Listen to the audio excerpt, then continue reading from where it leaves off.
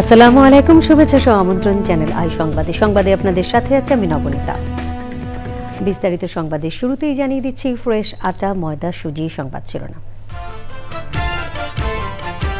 1 বছর আগে বলা অদৃশ্য শক্তি এখন দৃশ্যমান বললেন তারেক রহমান। ঐক্য ধরে রাখলে নির্বাচনে জনতার রায় বিএনপির পক্ষে আসবে মন্তব্য। রাষ্ট্র বিনির্মাণে ছাত্র প্রতিনিধিরা ভূমিকা রাখতে পারছে না বলে বিএনপির অভিযোগ। জামায়াত নির্বাচনে আসতে চায় না কেন প্রশ্ন।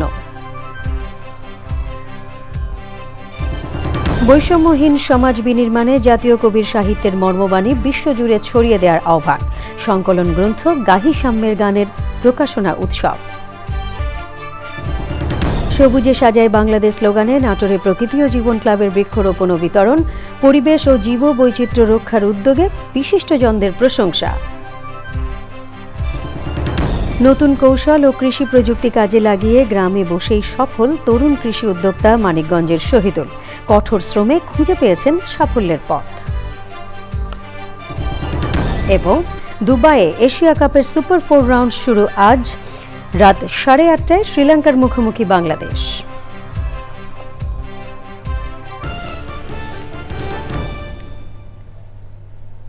এছাড়া নিটোল টাটা বিশেষ সংবাদে থাকছে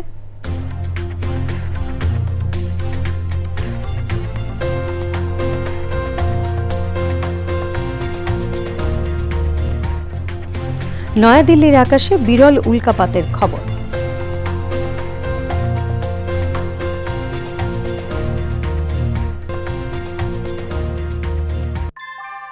ভূমিকম্প সহনীয় মোস্ট ডিউরেবল দেশের প্রথম থার্মেক্স রড সালাম স্টিল। সালাম স্টিল বোঝে ডিউরেবিলিটি। সালাম স্টিল, মোস্ট ডিউরেবল স্টিল। সংবাদ শিরোনামগুলো জানাচ্ছিলাম। এখনকার এই সংবাদ আয়োজন একই সঙ্গে চ্যানেলের ইউটিউব চ্যানেল এবং চ্যানেলের ওটিটি প্ল্যাটফর্ম আই স্ক্রিনে লাইভ স্ট্রিমিং হচ্ছে। যাচ্ছি পুরো সংবাদে। বিএনপির ভারপ্রাপ্ত চেয়ারম্যান তারেক রহমান বলেছেন, 1 বছর আগে তিনি যে অদৃশ্য শক্তির কথা বলেছিলেন তা এখন দৃশ্যমান হচ্ছে। কিশোরগঞ্জ বিএনপির সম্মেলনে ভার্চুয়ালি যুক্ত হয়ে তিনি বলেন, সংস্কার নিয়ে কারো সঙ্গে কোনো ভিন্ন মত নেই। নেতাকর্মীদের উদ্দেশ্যে তিনি বলেন, ইস্পাত কঠিন ঐক্য ধরে রাখলে আগামী নির্বাচনে জনতার রায় বিএনপির পক্ষে আসবে। রাহুল রায় জানাচ্ছেন, নতুন নেতৃত্ব আনতে কিশোরগঞ্জে ছিল জেলা বিএনপির সম্মেলন। সকালে সম্মেলনের আনুষ্ঠানিক উদ্বোধন করেন বিএনপি মহাসচিব মির্জা ফখরুল ইসলাম আলমগীর। দুপুরের পর লন্ডন থেকে ভার্চুয়ালি যুক্ত হন বিএনপির ভারপ্রাপ্ত চেয়ারম্যান তারেক রহমান। বক্তব্যে নেতাকর্মীদের সচেতন থাকার কথা বলেন তিনি। স্বৈরাচার তো বিদায় হয়ে গিয়েছে, পালিয়ে গিয়েছে, কিন্তু অদৃশ্য শক্তি কিন্তু ধীরে ধীরে মাথা চাড়া দিয়ে উঠছে। মনে আছে আপনাদের এই কথাটি আমি বিভিন্ন সময় বলেছি। আজকে থেকে প্রায় 1 বছর আগে আপনারা বহু মানুষ সেদিন সেখানে উপস্থিত ছিলেন। ধানের শীষের প্রতিটি কর্মী, সমর্থক, ভোটার বৃন্দ, আজ আমার 1 বছর আগের কথা কিন্তু ধীরে ধীরে দৃশ্যমান হতে শুরু করেছে। আগামী নির্বাচনকে সামনে রেখে সবাইকে ঐক্যবদ্ধ থাকার কথা বলেন তারেক রহমান। জাতীয়তাবাদী শক্তি ধানের শীষের পক্ষ থেকে যখন একটি সিদ্ধান্ত হয়ে যাবে, আমাদের প্রত্যেকের দায়িত্ব হবে সেই সিদ্ধান্তকে যে কোনো মূল্যে বাস্তবায়ন করা। এবং আজকে যেমন আপনারা সকলে ঐক্যবদ্ধভাবে এই সম্মেলনকে আপনারা সফল করলেন, আমরা যদি আগামী ফেব্রুয়ারি মাস পর্যন্ত প্রত্যেকটি নেতা কর্মী এরকম ইস্পাতের মতন ঐক্যবদ্ধ থাকতে পারে, তাহলে আজ যেমন একটি সফল সম্মেলন অনুষ্ঠিত হলো, ইনশাল্লাহ আমরা একটি সফল জনরায় আমাদের পক্ষে আনতে সক্ষম হব। বিএনপিকে নিয়ে কেউ যেন বিভ্রান্তি ছড়াতে না পারে, এ ব্যাপারে সবাইকে সতর্ক থাকার আহ্বান জানিয়েছেন বিএনপির ভারপ্রাপ্ত চেয়ারম্যান। বিএনপির নাম ব্যবহার করে তাদের ব্যক্তি স্বার্থ হাসিল করতে না পারে। কেউ যেন আমাদের নাম ব্যবহার করে জনগণের মধ্যে আমাদের সম্পর্কে বিভ্রান্তি ছড়াতে না পারে। রাহুল রায়, চ্যানেল আই। বিএনপির স্থায়ী কমিটির সদস্য সালাউদ্দিন আহমেদ বলেছেন, সরকারে যোগ দিয়ে ছাত্র প্রতিনিধিরা রাষ্ট্র বিনির্মাণে তেমন ভূমিকা রাখতে পারেনি। নিজেদের তাগিদেই তাদের সরে যাওয়া উচিত। রাজধানীতে এক আলোচনায় তিনি জামায়াতে ইসলামীর উদ্দেশ্যে বলেছেন, এত আত্মবিশ্বাস থাকলে তারা নির্বাচনে আসতে চাচ্ছে না কেন? এনসিপি নেতা হাসনাত আবদুল্লাহ বলেছেন, সব দলের সুপারিশে উপদেষ্টা পরিষদ হলেও সরকারের ব্যর্থতার দায় দেয়া হয় এনসিপিকে। রাহুল রায় জানাচ্ছেন, রাজধানীতে ছিল তারুণের রাষ্ট্রচিন্তার তৃতীয় সংলাপ, মানবিক মূল্যবোধ সম্পন্ন শিক্ষাঙ্গন শীর্ষক আলোচনা।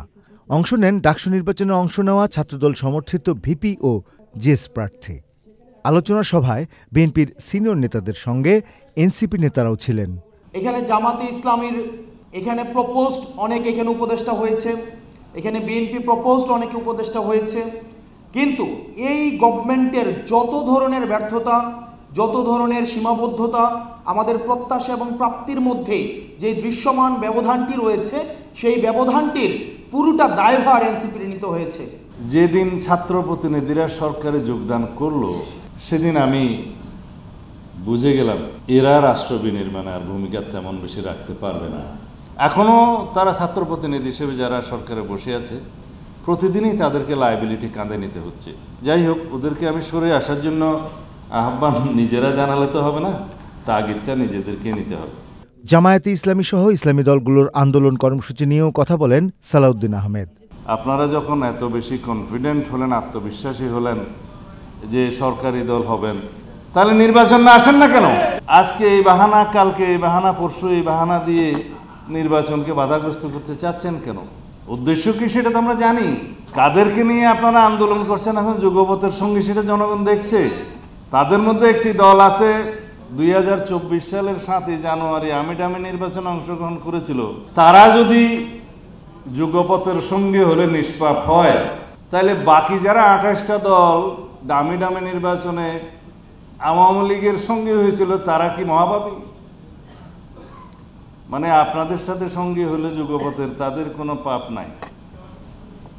এই নীতি সঠিক নয়। সালাউদ্দিন আহমেদ আরও বলেছেন, এই সময়ে যারা অন্তর্বর্তী সরকারের সাংবিধানিক বৈধতা নিয়ে প্রশ্ন তুলছেন, তাদের ভিন্ন উদ্দেশ্য আছে। রাহুল রায়, চ্যানেল আই, ঢাকা।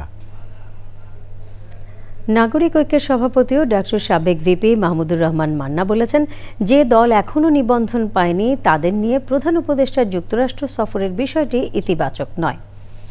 আগামী জাতীয় নির্বাচনে ছাত্র সংসদ নির্বাচনের প্রভাব নিয়ে ডিবেট ফর ডেমোক্রেসি আয়োজিত ছায়া সংসদ বিতর্ক প্রতিযোগিতায় প্রধান অতিথির বক্তব্যে বলেছেন, কাঙ্ক্ষিত সময়ে যদি নির্বাচন না হয় তবে জাতীয় নিরাপত্তা বিঘ্নিত ও গণতন্ত্রের বিকাশ বন্ধসহ ভূ রাজনৈতিকভাবে বাংলাদেশ সংকটে পড়বে। আগামী জাতীয় নির্বাচন রাজনৈতিক দলগুলোর জন্য একটি অগ্নি পরীক্ষা উল্লেখ করে ডিবেট ফর ডেমোক্রেসির চেয়ারম্যান হাসান আহমেদ চৌধুরী কিরণ বলেন, যদি রাজনৈতিক দলগুলো জনগণের বিশ্বাস ও ভালোবাসা অর্জন করতে না পারে, তারা ক্ষমতায় আসতে পারবে না। যেভাবে ডাকসু নির্বাচনকে সাজানো হয়েছে, জাতীয় নির্বাচনে তার প্রভাব পড়বে বলে মনে করেন নাগরিক ঐক্যের সভাপতি ও সাবেক ডাকসু ভিপি।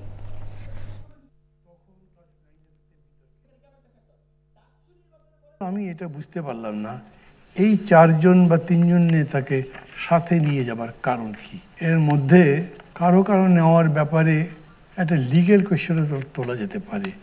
একটা পার্টি তো অ্যাফিলিয়েশনও পায়নি, রেজিস্ট্রেশনও পায়নি, তাদেরকে যে স্পেশাল ফ্যাসিলিটি দেওয়া হচ্ছে, এটা খুব নেকেড হয়ে গেছে। এখন ওনার জায়গা থেকে না করলে ভালো হতো। যদি এরকম হয় যে আমেরিকা ট্রাম্প সাহেব ডেকেছেন, বলেছেন ইউনুস সাহেবকে, এই 3 জনকে নিয়ে সবই বলে দিচ্ছি, যেরকম পাকিস্তানকে ধমকি দিল না, সিজফায়ার করো, তো সিজফায়ার হয়ে গেল, এইরকম হবে নাকি? রাজপথে আন্দোলন নয়, আলোচনার মাধ্যমেই রাজনৈতিক দলগুলোর মতবিরোধ দূর করার তাগিদ দিয়েছে গণ অধিকার পরিষদ। দলের সাধারণ সম্পাদক রাশেদ খান বলেছেন, বিএনপি ও জামায়াতে ইসলামীর অবস্থান দেশে অনৈক্য সৃষ্টি করলে তা ফ্যাসিবাদী শক্তিকে সুবিধা করে দিতে পারে। 2 বলয়ের বাইরের দলগুলো বৈঠকে বসলেও জোটের বিষয়ে এখনো সিদ্ধান্ত হয়নি বলে জানান রাশেদ খান। তাফহিমুল ইসলাম জানাচ্ছেন, গণঅভ্যুত্থানের পর রাষ্ট্র সংস্কারের উদ্যোগ হিসেবে জুলাই সনদ তৈরিতে রাজনৈতিক দলগুলোর সাথে দফায় দফায় আলোচনায় বসে জাতীয় ঐক্যমত্য কমিশন। দীর্ঘ আলোচনার পরও পিআর পদ্ধতি সহ বেশ কিছু বিষয়ে রয়ে গেছে দ্বিমত।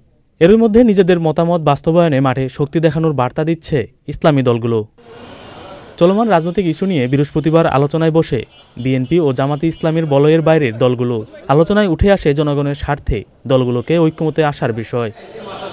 বৈঠকে থাকা গণ অধিকার পরিষদের সাধারণ সম্পাদক রাশেদ খানের পরামর্শ, রাজপথের পরিবর্তে গুরুত্ব দিতে হবে আলোচনায়। জামাত উদ্যোগ নিতে পারে বিভিন্ন দলের সাথে বসার জন্য, কথা বলার জন্য, ঐক্যমতে পৌঁছানোর জন্য। বিএনপি উদ্যোগ নিতে পারে। আমরা যেমন কয়েকটা দল আমরা উদ্যোগ নিয়েছি, আমরা বসতে চাচ্ছি, কথা বলতে চাচ্ছি, আলোচনার মাধ্যমে সমাধানে আসতে চাচ্ছি। আমরা তো বলতে পারতাম যে জুলাই সনদ বাস্তবায়নে আমাদের রাজপথে নামতে হবে। রাজপথে নামলে কি সব সমস্যার সমাধান হয়ে যায়? কার বিরুদ্ধে নামবো? অন্তর্বর্তীকালীন সরকার আমাদের সরকার, ডক্টর মোহাম্মদ ইউনূস আমাদের সরকার প্রধান। সুতরাং এই মুহূর্তে তো রাজপথে নেমে সরকারকে হুমকি দেওয়া, সরকারকে টেনে হিঁচড়ে নামাবো, বা সরকারের বাসভবন ঘেরাও করব, যমুনা ঘেরাও করব, এইগুলো আসলে ফেসিবাদকে সুযোগ দিবে। এই মুহূর্তে আলোচনার মাধ্যমেই আমাদের সমাধানে পৌঁছাতে হবে। বিএনপি জামাতের বলয়ের বাইরে নির্বাচনে জোট নিয়ে কয়েকটি দলের আলোচনা চললেও এখনও সিদ্ধান্ত হয়নি বলে জানিয়েছেন রাশেদ খান। আমরা যে দলগুলো বসেছি তাদের মধ্যে দীর্ঘদিনের সম্পর্ক রয়েছে। বিভিন্ন সময় আমরা বিভিন্ন ইস্যুতে আলোচনা করি এবং একসাথে রাজপথে আন্দোলন করার ইতিহাস রয়েছে। সেই জায়গা থেকে এই বসাবসি মানে এই নয় যে আমরা আসলে নির্বাচনী জোট গঠন করছি। নির্বাচনে কিভাবে যাব, কোন প্রক্রিয়ায় যাব, সেটা ভবিষ্যতে আলোচনা করা যাবে। রাশেদ খান আলো বলেছেন, জুলাই সনদ বাস্তবায়নে ঐক্যমত না হলে নির্বাচন নিয়েও অনিশ্চয়তা দেখা দিবে। তাফহিমুল ইসলাম, চ্যানেল আই, ঢাকা। জাতীয় পার্টির একাংশের চেয়ারম্যান ব্যারিস্টার আনিসুল ইসলাম মাহমুদ বলেছেন, আওয়ামী লীগের সহযোগী অভিযোগ দিয়ে জাতীয় রাজনীতির প্রক্রিয়া থেকে জাতীয় পার্টিকে বিচ্ছিন্ন করার চেষ্টা করা হচ্ছে। গুলশানে চলমান রাজনৈতিক অবস্থা নিয়ে সংবাদ সম্মেলনে তিনি বলেন, নির্বাচন থেকে জাতীয় পার্টিকে বাইরে রাখার ষড়যন্ত্র নতুন নয়। বর্তমান আইন শৃঙ্খলা পরিস্থিতিতে নিরপেক্ষ নির্বাচন হবে না বলে মন্তব্য করেন আনিসুল ইসলাম মাহমুদ। সংবিধান মানলে পিআর পদ্ধতিতে নির্বাচন করা সম্ভব নয় বলেও উল্লেখ করেন তিনি। সংবাদ সম্মেলনে দলের মহাসচিব রুহুল আমিন হাওলাদার এবং অন্য নেতারাও ছিলেন। আমি যদি সংবিধান মানি তাহলে তো আমি এখনই পিআর পদ্ধতিতে যেতে পারবো। আমাকে পার্লামেন্টে যেতে হবে। হ্যাঁ, যেটা করা যায়, আমরা যারা পলিটিক্যাল পার্টিজ আছে তাদের মধ্যে একটা সোশ্যাল কন্ট্রাক্ট হতে পারে, পলিটিক্যাল কন্ট্রাক্ট হতে পারে যে আগামী পার্লামেন্টে আমরা এই কাজগুলো করব। সেটা সম্ভব, কিন্তু এই মুহূর্তে পিআর পদ্ধতিতে কোনো নির্বাচন করা বা আপার হাউস করা এগুলো কোনো ক্রমেই সম্ভব নয়। জাতীয় কবি কাজী নজরুল ইসলামের সাম্যবাদী কাব্যগ্রন্থের ১০০ বছর পূর্তিতে গ্রন্থটির ১১টি কবিতার ১১টি ভাষায় অনুবাদ নিয়ে সংকলন গ্রন্থ গাহি সাম্যের গান প্রকাশ করা হয়েছে। প্রকাশনা অনুষ্ঠানে শোষণ ও বৈষম্যহীন সমাজ বিনির্মাণে বিদ্রোহী কবির সাহিত্যের মর্মবাণী বিশ্বজুড়ে ছড়িয়ে দেওয়ার আহ্বান জানিয়েছেন প্রকৃতিবন্ধু বীর মুক্তিযোদ্ধা মুকিত মজুমদার বাবু। অনুষ্ঠানে বিশিষ্টজনেরা বর্তমান সময়ে নজরুলের প্রাসঙ্গিকতা তুলে ধরেন। আফরোজা হাসি জানাচ্ছেন, আমার চোখে পুরুষ রমণী কোনো ভেদাভেদ নাই। এ বিশ্বে যা কিছু মহান সৃষ্টি চিরকল্যাণকর, অর্ধেক তার করিয়াছে নারী, অর্ধেক তার নর। সভ্যতার নামে যথেচ্ছাচার ও উপনিবেশবাদ যখন বৈশ্বিক সমাজ সংস্কৃতির অবিচ্ছেদ্য অংশ হয়ে ওঠে, তখন ধূমকেতুর মতো ভারতীয় উপমহাদেশের আকাশে উদিত হয় কাজী নজরুল ইসলাম। হাজার কামানের গোলার চেয়েও প্রচণ্ড শব্দে বিস্ফোরণ ঘটালো কাজী নজরুল ইসলামের অনন্য সৃষ্টি। ক্ষয়ে যাওয়া সমাজের গোড়ায় সজোরে আঘাত করে কবির প্রতিটি শব্দ ও বাক্য। বুঝিছে গ্রন্থ ভণ্ডের দল, মূর্খরা সব শোনো, মানুষ এনেছে গ্রন্থ, গ্রন্থ আনেনি মানুষ কোনো। ব্রিটিশ রাজের ভিত কাঁপানো গ্রন্থ সাম্যবাদী যখন শতবর্ষ পূরণ করল, তখনও বিশ্বজুড়ে অসাম্যের চোখ রাঙানি। এমন পরিস্থিতিতে নজরুলের বার্তা বিশ্বমঞ্চে তুলে ধরতে ১১টি ভাষায় সাম্যবাদীর ১১ কবিতার অনুবাদ। সমন্বিতভাবে আমরা এরকম ওই বৈষম্য এবং বিভেদ এগুলোকে অ্যাড্রেস করতে পারি। ঊর্ধ্বে স্রষ্টা ভগবান আল্লাহ ঈশ্বর হাসবেন আর নিচে শয়তানরা কাঁপবে। এতগুলো কাল, এত কথা, এত লেখা, এত কবিতা, সব নজরুল মাত্র ২২ বছর ৩ মাসকেই অধিক কাল, এতটুকু সময়ে সবটাই শেষ করেছেন। ধর্মের সাম্য, হ্যাঁ, নারী পুরুষের সাম্য, তারপরে দারিদ্র আর ধনী সাম্য, তারপর পরিবেশ, মানে কোন কথাটা নাই। তো এই রকম একটা বিরল একটা নিদর্শন পৃথিবীতে কোথাও নাই। সাম্যবাদের শতবর্ষে এমন প্রকাশনাকে ইতিহাসের গুরুত্বপূর্ণ অগ্রগতি উল্লেখ করে সামাজিক ও রাষ্ট্রীয় জীবনে নজরুলকে ধারণের আহ্বান বিশিষ্টজনদের। ধর্মান্ধরা শোনো, অন্যের পাপ গণিবার আগে নিজেদের পাপ গুনো। এই কথাগুলা তৎকালীন সমাজে আসলে পারমাণবিক বোমা না, তার চেয়ে বড় বিস্ফোরণ নিয়ে আসছিল। এই কথা বলার সাহস কার ছিল? নজরুলের ছিল। গাহি সাম্যের গান, আসলে এই সাম্যের ব্যাপারটা কিন্তু আমাদের সবারই এত বেশি প্রয়োজন এবং বাংলাদেশে আমি বলবো সবচেয়ে বেশি প্রয়োজন। এবং এই সাম্যের কথা, যে এই কথাটা উনি বলে গেছেন 100 বছর আগে, আর আজকে আমরা যখন বলছি তখন কিন্তু অনেক কিছু ঘটে গেছে আমাদের জীবনে এবং বাংলাদেশে এবং সারা বিশ্বে। তো সুতরাং এই যে সাম্যের ব্যাপার, এই সাম্যের ব্যাপার, সেই ব্যাপারটি আমরা যত বেশি প্রচার করতে পারবো, যত বেশি আলোচনা করতে পারবো, যত এই নিয়ে কথা বলবো, ততই কিন্তু আমার মনে হয় আমাদের মধ্যে সচেতনতার বার্তাটি পৌঁছবে এবং আমরা এই সাম্যের ব্যাপারটি সামনে এগিয়ে নিয়ে যেতে পারবো। পরিবেশ প্রতিবেশ সংরক্ষণ, আত্মমানবতার সেবার পাশাপাশি বহুমুখী প্রকাশনাও করে প্রকৃতি ও জীবন ফাউন্ডেশন। জাতীয় কবি কাজী নজরুল ইসলাম নিয়ে প্রকৃতি ও জীবন ফাউন্ডেশনের ব্যানারে গাহি সাম্যের গান তৃতীয় গ্রন্থ। গুণে গরিমায় আমাদের নারী আদর্শ দুনিয়ায়। Afroza Hasib, Channel I, Dhaka. রাজশাহী বিশ্ববিদ্যালয়ে পোষ্য কোটা বাতিলের দাবিতে অনশনরত সাধারণ শিক্ষার্থীদের সাথে শিক্ষক ও কর্মকর্তাদের হাতাহাতির ঘটনা ঘটেছে। শনিবার বিকেলে উপ উপাচার্য প্রফেসর মাইনুদ্দিন অফিস থেকে বাসায় ফেরার সময় কোটা বিরোধী শিক্ষার্থীরা তার পিছু নেন। এক পর্যায়ে শিক্ষার্থীদের সাথে উপ উপাচার্যের হাতাহাতি শুরু হয়। উপ উপাচার্য তাঁর বাসায় ঢুকতে গেলে আন্দোলনরত শিক্ষার্থীরা বাধা দিয়ে গেট অবরুদ্ধ করে রাখে। ঘটনার পর ক্যাম্পাসে উত্তেজনা বিরাজ করছে।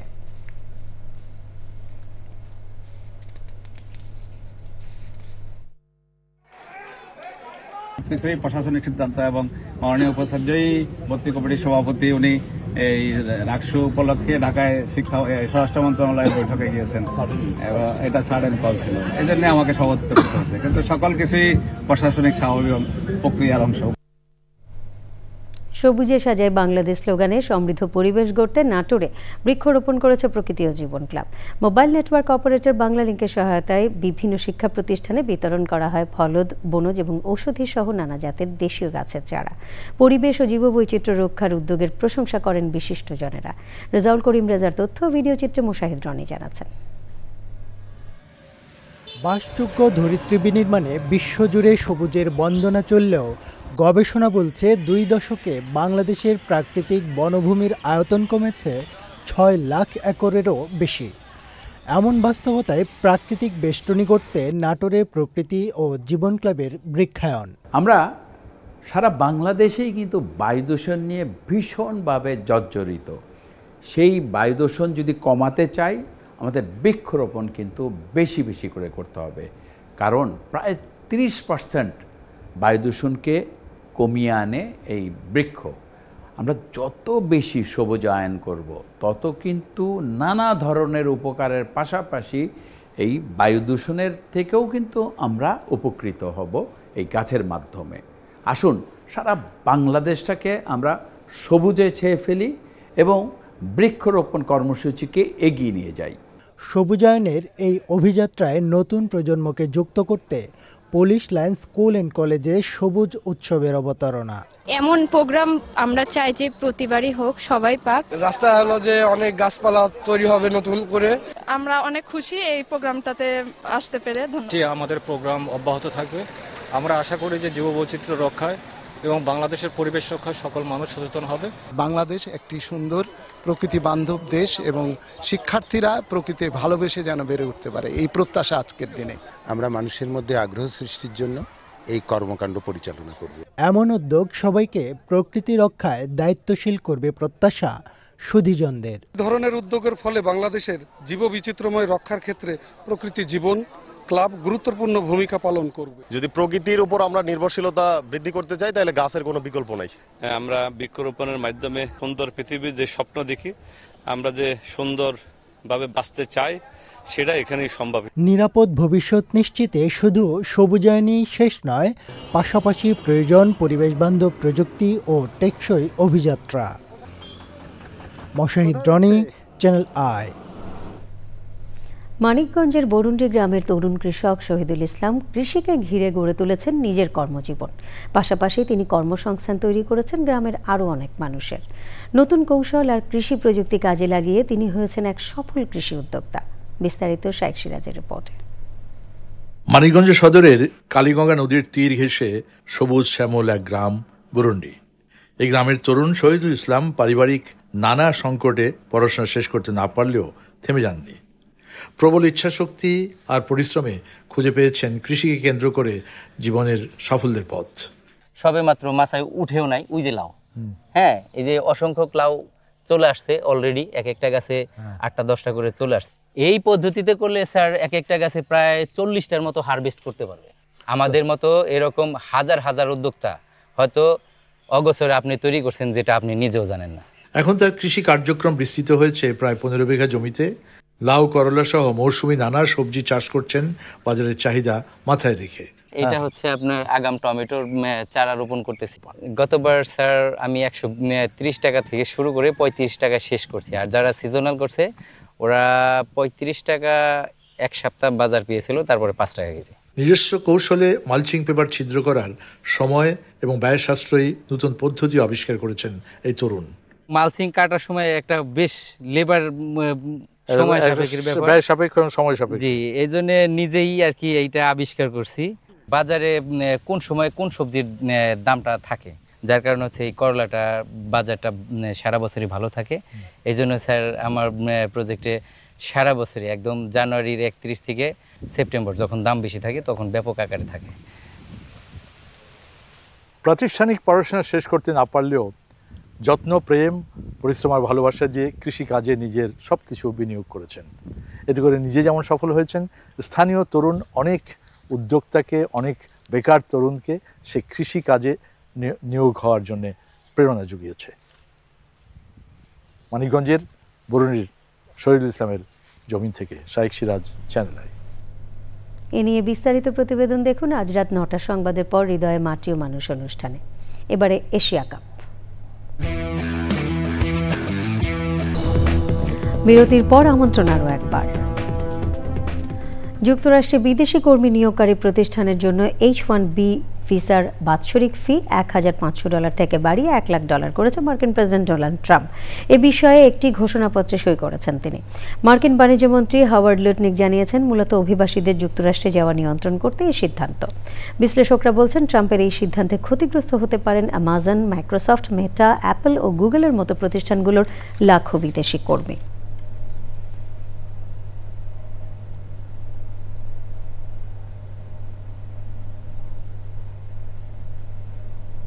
নেটল টাটা বিশেষ সংবাদ।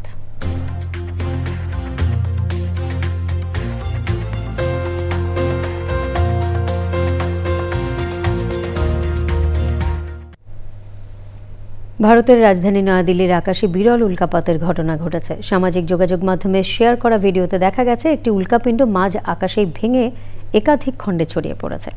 এই দৃশ্য দেখা যায় দিল্লি, গুরগাঁও, নয়দা, গাজিয়াবাদ ও আলিগড় থেকেও। জ্যোতির্বিজ্ঞানীদের মতে এটি সম্ভবত এক ধরনের বোলাইট।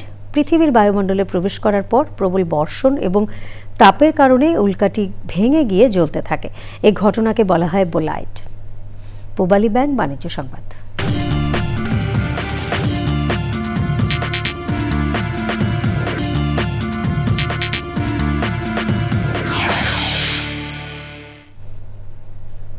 পূবালী ব্যাংকের 3য় শাখা ব্যবস্থাপক সম্মেলন হয়েছে। ব্যাংকের প্রধান কার্যালয়ের সম্মেলনে ঢাকা কেন্দ্রীয়, উত্তর, দক্ষিণ ও গাজীপুর অঞ্চলের সকল শাখা ব্যবস্থাপক, উপশাখা ব্যবস্থাপক এবং ইসলামী ব্যাংকের উইন্ডো প্রধানরা অংশ নেন।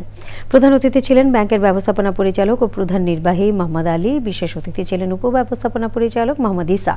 সভাপতিত্ব করেন ঢাকা কেন্দ্রের অঞ্চল প্রধান আবু লাইস মোহাম্মদ শামসুজ্জামান, ঢাকা উত্তরের অঞ্চল প্রধান AKM আব্দুর রকিব, ঢাকা দক্ষিণের অঞ্চল প্রধান মোহাম্মদ রফিকুল ইসলাম এবং গাজীপুর গাজীপুর অঞ্চল প্রধান Mohammad Arifur Rahman.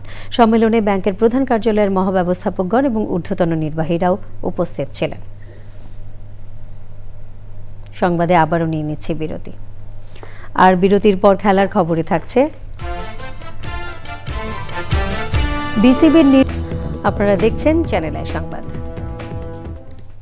Dhaka central international medical college হাসপাতালের উদ্যোগে 3 দিনের total slip knee replacement surgery ক্যাম্পের সমাপনী দিবসে প্রথমবারের মতো বাংলাদেশ নেপাল অর্থোপ্লাস্টিক ওয়ার্কশপ হয়েছে। রাজধানীর শ্যামলীতে আয়োজিত ওয়ার্কশপে প্রধান অতিথি ছিলেন জাতীয় অর্থোপেডিক হাসপাতাল ও পুনর্বাসন প্রতিষ্ঠানের পরিচালক এবং বাংলাদেশ অর্থোপেডিক সোসাইটির আহ্বায়ক ডাক্তার মোহাম্মদ আবুল কেনান। হাসপাতালের অর্থোপেডিক সার্জারি বিভাগের প্রধান ডাক্তার মহিউদ্দিনের সভাপতিত্বে অনুষ্ঠানের প্রধান অতিথি কলেজের ভারপ্রাপ্ত প্রিন্সিপাল জাকিয়া আক্তার। স্বাগত বক্তব্য দেন হাসপাতালের পরিচালক এবং চিফ কনসালটেন্ট পারভেজ হাসান। সম্মানিত অতিথি নেপাল অর্থোপেডিক সোসাইটির জেনারেল সেক্রেটারি সুমন বাবু মারহাট্টা, নেপালের অর্থোপেডিক সার্জন প্রবীণ নেপাল সহ অন্যরাও সে সময় উপস্থিত ছিলেন।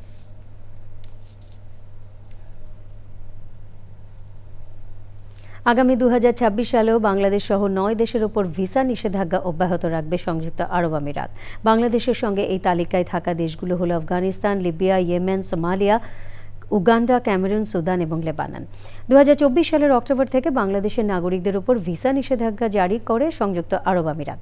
এক বিবৃতিতে আমিরাতের ভিসা কর্তৃপক্ষ জানায় 2026 সালের জানুয়ারি থেকে এই নিষেধাজ্ঞা পুনরায় কার্যকর হবে। পরবর্তী আদেশ না আসা পর্যন্ত 9 দেশের নাগরিকদের বাণিজ্যিক, কর্ম, ভ্রমণ সহ সব ধরনের ভিসা প্রদান বন্ধ থাকবে। এবার খেলার খবর।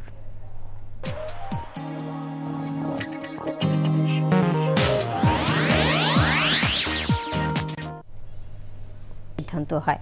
আলোচনা হয়েছে বিসিবি নির্বাচন নিয়েও।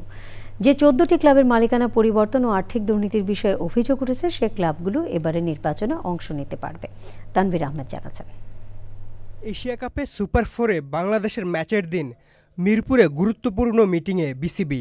গেল সপ্তাহে বৈঠকে বসেছিলেন বোর্ড পরিচালকরা। সপ্তাহ না ঘুরতেই আরও একবার বসেছেন কর্মকর্তারা। হান্নান সরকার জাতীয় দলের নির্বাচকের পদ থেকে পদত্যাগের পর গাজী আশরাফ হোসেন লিপু এবং আব্দুর রাজ্জাক এই দুজন মিলে গত 7 মাস ধরে নির্বাচক প্যানেলের দায়িত্ব সামলাচ্ছেন। তাদের উপর চাপ কমাতে প্যানেলে নতুন যোগ হয়েছেন জাতীয় দলের সাবেক পেসার হাসিবুল হোসেন শান্ত। আর নারী দলের নির্বাচক হিসেবে সাবেক অধিনায়ক সালমা খাতুনকে নিয়োগ দিয়েছে বিসিবি। মহিলা ন্যাশনাল টিমের জন্যে আমরা সালমা খাতুনকে শিপনের সাথে অ্যাডিশনাল সিলেক্টর অ্যাপয়েন্ট করা হয়েছে। আপনারা সবাই জানেন যে Salma 2014-15 best bowler of ICC and allrounder ছিল এবং বাংলাদেশ টিমের ক্যাপ্টেন 2018 থেকে 2015 ছিল। যে মেন্স টিমের একটা সিলেক্টরের জায়গা খালি ছিল, সেটা আজকে বাংলাদেশের former national team Hasibul Hossain Shanto এটা তাকে সিলেক্ট করা হয়েছে। নির্বাচন ঘনিয়ে আসলেও কাউন্সিলর মনোনয়ন ফর্ম জমাদানের সময়সীমা 2 দফা বাড়িয়েছে বিসিবি। ফলে চূড়ান্ত ভোটার তালিকা প্রকাশেও হচ্ছে দেরি। 22 তারিখ পর্যন্ত জানেন তো যে আমাদের ইলেকশনের কাউন্সিলরশিপ যাওয়ার জন্য আপনার 22 তারিখ পর্যন্ত আমরা এক্সটেন্ড করেছি এবং এই 22 তারিখেই 6টার সময় আরেকটা বোর্ড মিটিং রাখা হয়েছে 6:30টার সময় to approve the councillor list, voters list. অক্টোবরের প্রথম সপ্তাহে বিসিবির নির্বাচন হওয়ার কথা রয়েছে। Tanvir Ahmed, Channel I, Dhaka. সংবাদের শেষ ভাগে আমরা সবশেষে ফ্রেশ আটা, ময়দা, সুজি সংবাদ শিরোনামগুলো জানিয়ে দিচ্ছি আরও একবার। 1 বছর আগে বলা অদৃশ্য শক্তি এখন দৃশ্যমান, বললেন তারেক রহমান। ঐক্য ধরে রাখলে নির্বাচনে জনতার রায় বিএনপির পক্ষে আসবে মন্তব্য। রাষ্ট্র বিনির্মাণে ছাত্র প্রতিনিধিরা ভূমিকা রাখতে পারছে না বলে বিএনপির অভিযোগ। জামায়াত নির্বাচনে আসতে চায় না কেন প্রশ্ন। বৈষম্যহীন সমাজ বিনির্মাণে জাতীয় কবির সাহিত্যের মর্মবাণী বিশ্বজুড়ে ছড়িয়ে দেওয়ার আহ্বান। সংকলন গ্রন্থ গাহি সাম্যের গানের প্রকাশনা উৎসব। সবুজে সাজায় বাংলাদেশ স্লোগানে নাটোরে প্রকৃতি ও জীবন ক্লাবের বৃক্ষরোপণ ও বিতরণ। পরিবেশ ও জীববৈচিত্র্য রক্ষার উদ্যোগে বিশিষ্টজনদের প্রশংসা। নতুন কৌশল ও কৃষি প্রযুক্তি কাজে লাগিয়ে গ্রামে বসেই সফল তরুণ কৃষি উদ্যোক্তা মানিকগঞ্জের শহীদুল। কঠোর শ্রমে খুঁজে পেয়েছেন সাফল্যের পথ। এবং দুবাইয়ে এশিয়া কাপের সুপার 4 রাউন্ড শুরু হচ্ছে আজ। রাত 8:30টায় শ্রীলঙ্কার মুখোমুখি বাংলাদেশ।